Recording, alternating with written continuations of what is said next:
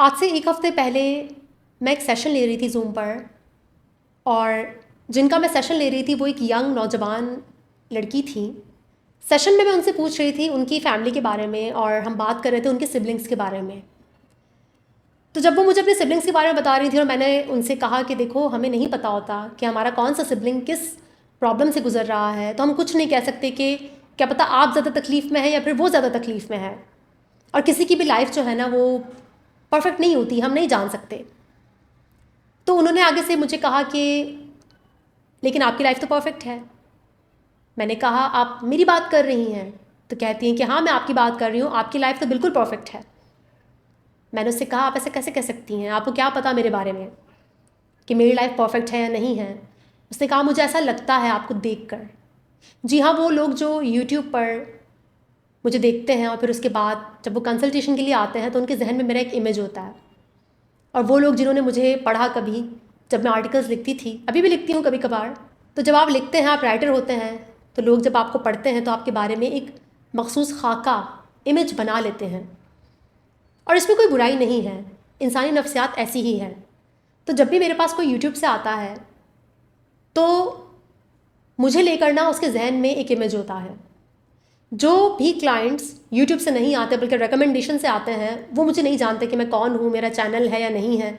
तो मैंने सोचा क्यों ना एक वीडियो बनाई जाए थोड़ा सा अपने बारे में और आपको बताया जाए कि मेरी लाइफ कितनी परफेक्ट है और मैं परफेक्शन किसे बोलती हूँ और क्या मेरी लाइफ में परफेक्शन है भी या नहीं।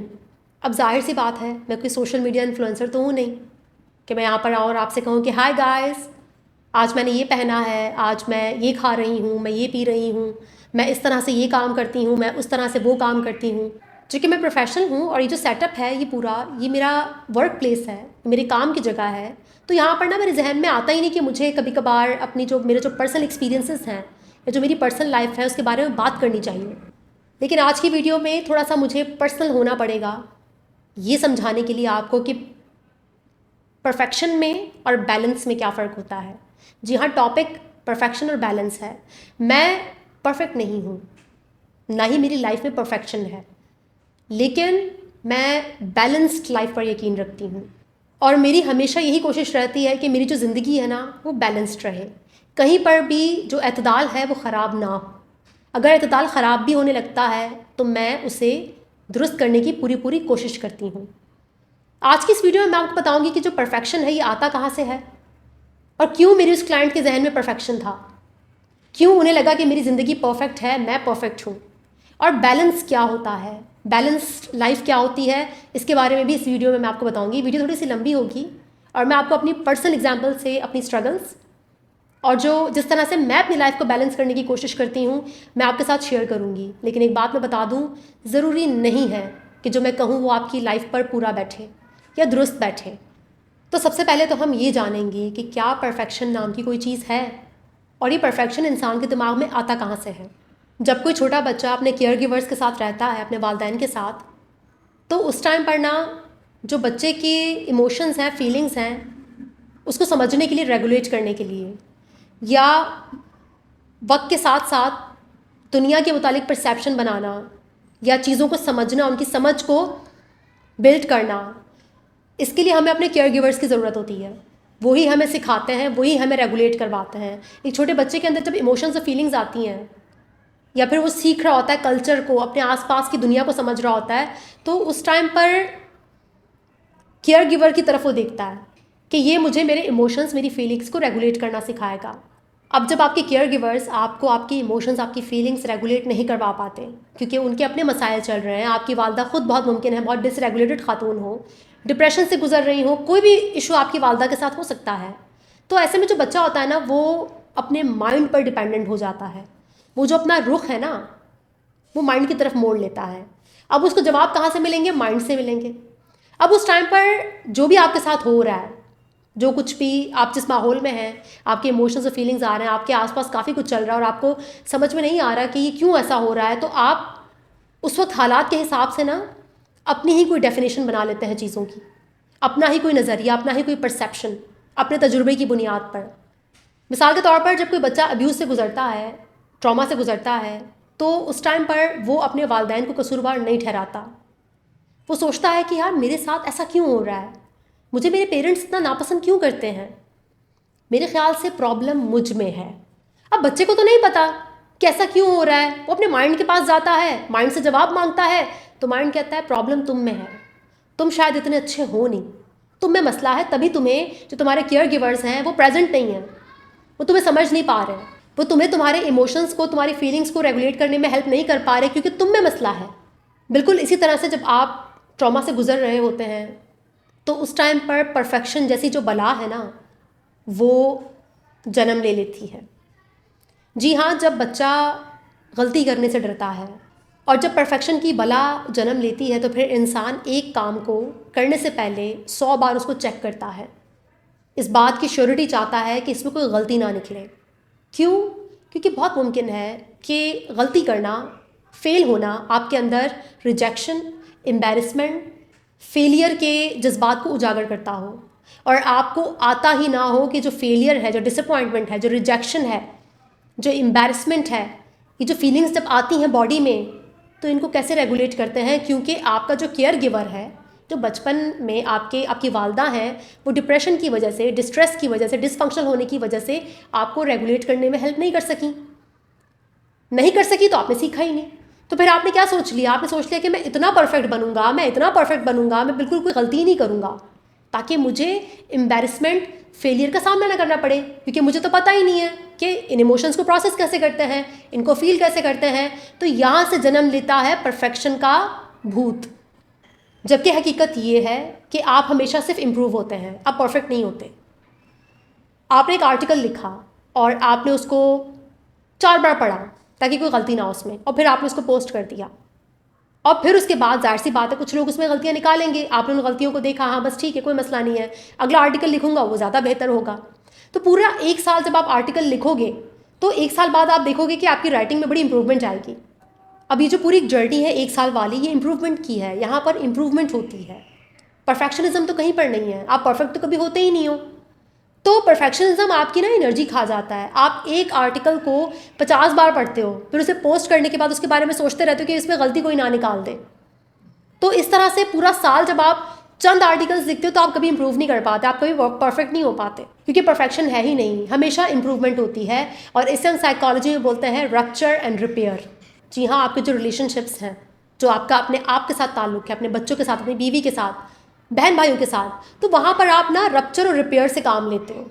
रप्चर और रिपेयर ही आपको बैलेंस्ड लाइफ की तरफ लेकर आता है।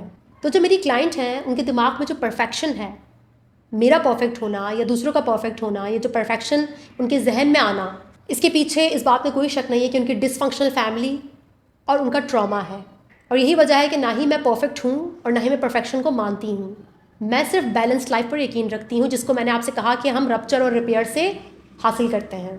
बहुत से ऐसे क्लाइंट्स होते हैं जो मेरे रिलेशनशिप्स के बारे में पूछते हैं, मुझसे पर्सनल क्वेश्चंस पूछते हैं कि मैं कैसे डील करती हूँ चीज़ों को। तो मैं रप्चर और रिपेयर से डील करती हूँ। मैंने भी अपनी लाइफ में काफ़ी कुछ रप्चर किया है मेरे रिलेशनशिप्स को। जाहिर सी बात है, हम सभी ज़िंदगी में गलतियाँ करते हैं, फिर उनसे सीखते हैं और फिर आगे बढ़ते हैं। तो रप्चर तो हर कोई करता है, चीज़ें टूटती हैं, दरारें भी आती हैं, मसाइल भी होते हैं, लेकिन आपको रिपेयर करना आना चाहिए। अगर आप अपने रिलेशनशिप्स को, अपने ट्रॉमा को, या जो भी आपके साथ हुआ है, आप उसे रिपेयर नहीं कर सकते, तो फिर आप सारी ज़िंदगी सफरिंग में रहते हो और परफेक्शनिस्ट बने रहते हो।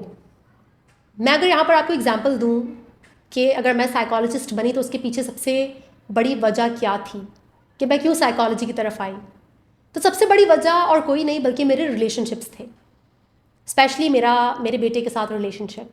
जब मुझे इस बात का अंदाज़ा हुआ, मुझे इस बात की अवेयरनेस आई कि मैं एक माँ होने के नाते फ़ेल हो चुकी हूँ और मैं एक अच्छी माँ नहीं हूँ, और मैंने काफ़ी कुछ रप्चर किया है अपने और अपने बेटे के रिलेशनशिप में। तो ये वो टर्निंग पॉइंट था मेरी लाइफ का कि जब मैंने अपने ऊपर काम करना शुरू किया, अपने ऊपर वर्क करना शुरू किया, अपने बिहेवियर पर, अपने इमोशंस पर, और जो भी मेरे परसेप्शंस हैं या जो कुछ भी मैंने सीखा अपने पेरेंट्स से, उसे क्वेश्चन करना शुरू किया कि क्या मैंने अपने पेरेंट्स से जो भी चीज़ें सीखी हैं वो सारी सही हैं, या फिर कुछ चीज़ें ऐसी हैं कि जिनको क्वेश्चन करके चेंज करने की ज़रूरत है।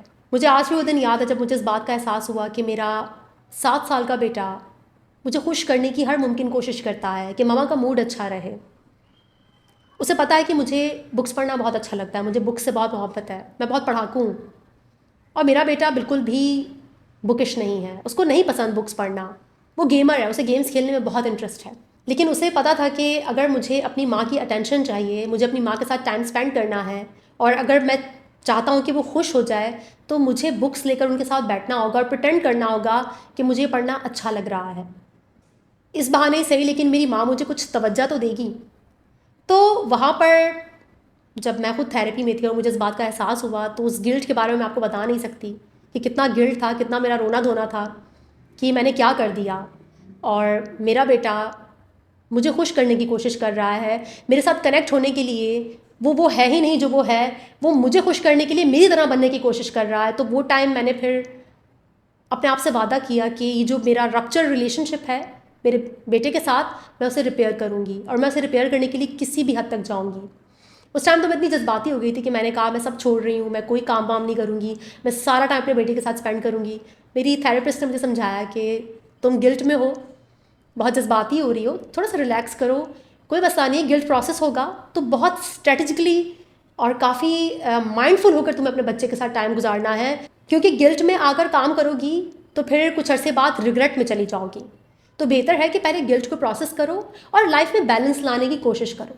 तो उसके बाद मैंने फिर बहुत स्लोली ग्रेजुअली मेरे बेटे के साथ जो मेरा रिलेशनशिप था उसमें काफ़ी सारा ट्रस्ट बिल्ड किया, और जो उसे पसंद है उसमें मैंने इंटरेस्ट लेना शुरू किया, क्योंकि अब मैं जेन्युइनली उसके साथ टाइम गुजारना चाहती थी। मैं चाहती थी कि उसे मुझे खुश करने के लिए कुछ ना करना पड़े, बल्कि वो मेरे साथ कंफर्टेबल फील करे और कनेक्टेड फील करे।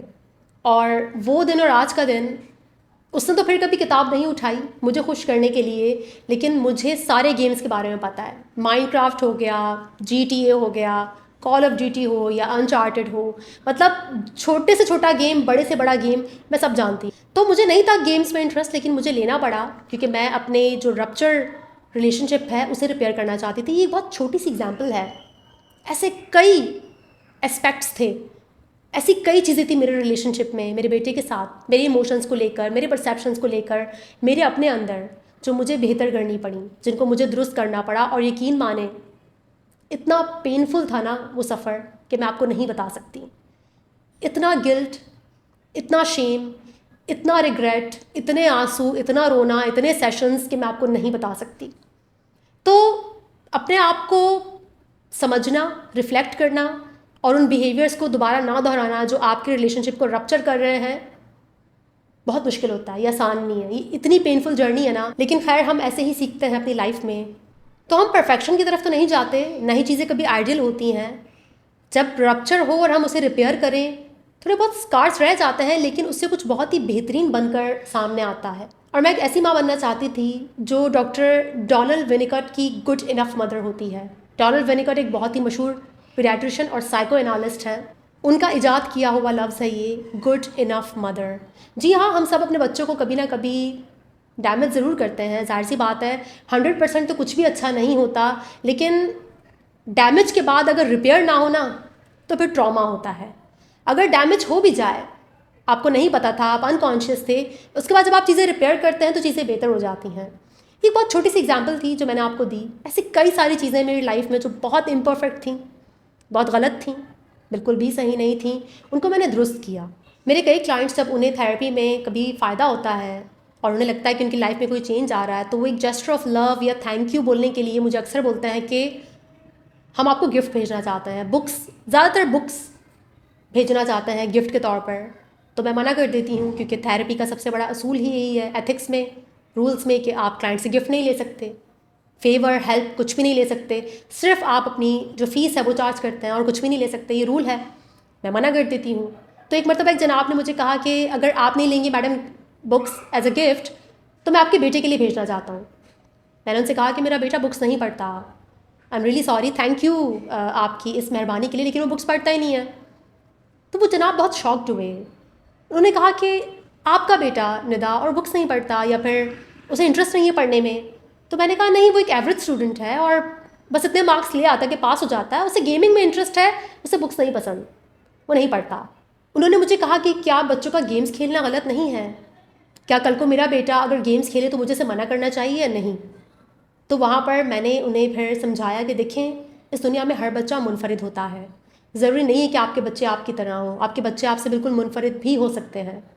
आपको अपने बच्चों को हमेशा सपोर्ट करना होता है, उन्हें डिसिप्लिन देना, स्ट्रक्चर देना आपका काम है एज अ पेरेंट, लेकिन बच्चे के इंटरेस्ट को मद्देनज़र रखते हुए, उसकी एबिलिटी, उसकी कैपेबिलिटी को मद्देनज़र रखते हुए उसको सपोर्ट करना बहुत ज़रूरी है।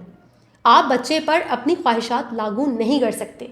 और उन्हें ऐसा लगा था कि मैं अगर साइकोलॉजिस्ट हूँ और मैं इतनी इल्म वाली बातें करती हूँ तो यकीनन अपने घर में भी मैं बहुत इल्म वाली बातें करती होंगी। तो मैंने उनसे कहा कि आखिरी चीज़ जो मैं कभी चाहूँगी ना अपनी ज़िंदगी में, वो होगा अपने बेटे की और अपने हस्बैंड की साइकोलॉजिस्ट बनना। नहीं, घर पर अगर मैं हूँ और मुझे उन दोनों के साथ कनेक्ट होना है तो मुझे साइकोलॉजी की हेल्प दरकार होगी उनको समझने के लिए। मुझे साइकोलॉजिस्ट नहीं बनना उनके साथ।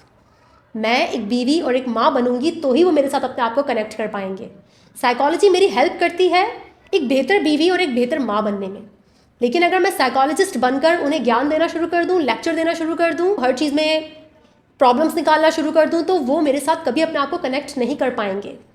तो जब भी बात पेरेंटिंग की आती है, और हमारे यहाँ पर जो पेरेंटिंग का कॉन्सेप्ट है वो काफ़ी परफेक्शनिस्ट कॉन्सेप्ट है, काफ़ी बुकिश कॉन्सेप्ट है।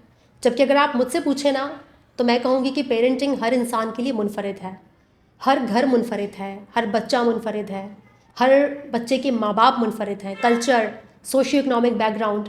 तो यहाँ पर साइकोलॉजी आपकी हेल्प कर सकती है इमोशंस को, बिहेवियर्स को समझने में, साइकोलॉजी को समझने में, लेकिन हर इंसान के घर पर वो टेक्निक्स अलग तरीके से अप्लाई होती हैं। हर बच्चा मुनफरिद है ना। तो यहाँ पर तो मैंने एक बहुत ही छोटी सी एग्जांपल देकर अपनी पर्सनल लाइफ से अपने बेटे का जिक्र किया, लेकिन एज अ वाइफ भी मैं एक बहुत ही टॉक्सिक इंसान रह चुकी हूँ और मुझे अपने रिलेशनशिप पर काफ़ी काम करना पड़ा। ज़रूरी था काम करना। अगर आप काम नहीं करते खुद पर तो आपकी सफरिंग बढ़ जाती है, और अगर आपको अच्छा पार्टनर मिला है और आप अपने ऊपर काम नहीं कर रहे हो तो आप उसे खो सकते हो, वो आपकी ज़िंदगी से जा सकता है। तो काम करना बहुत ज़रूरी है, खुद पर रिफ्लेक्ट करना, अपने बिहेवियर्स को चेंज करना, अपनी सोच, अपनी परसेप्शन, अपनी ईगो, जी हाँ, ईगो को बैलेंस करना, उसको काबू में लाना बहुत ज़रूरी है। तो मेरी ज़िंदगी ना कभी परफेक्ट थी और ना ही कभी परफेक्ट होगी।